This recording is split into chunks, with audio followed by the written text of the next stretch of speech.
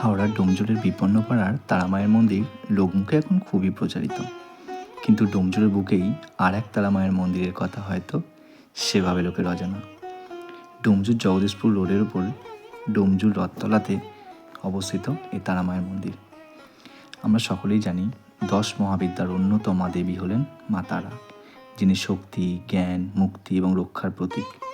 তিনিই তন্ত্র সাধনার অন্যতমা দেবী, যিনি জগৎ সংসারের সৃষ্টি ও ধ্বংসের ভারসাম্য রক্ষা করে। তারামায়ের নামের অর্থ তারক বা নক্ষত্র, যিনি অন্ধকারে পথ দেখান। বহু প্রাচীন যুগে ডোমজুড়ের এই অঞ্চল ছিল জঙ্গলে ঘেরা। তারপর কালের নিয়মে ধীরে ধীরে এই জঙ্গলে লোকজন বসতি স্থাপন করে। তারপর থেকেই তারামায়ের এই মন্দিরটি তারা তৈরি করতে শুরু করেন এবং ভয় থেকে মুক্তির জন্য তারামায়ের পুজো শুরু করেন।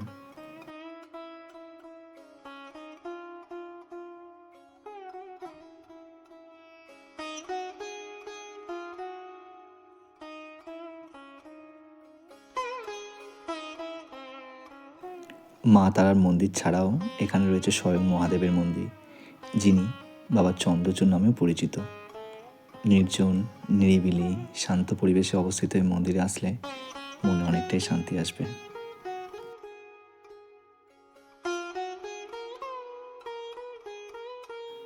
হাওড়া আমতা লাইনে আমরা ডোমজু স্টেশনে নেমে এই মন্দিরে টোটো করে সহজেই আসা যায়।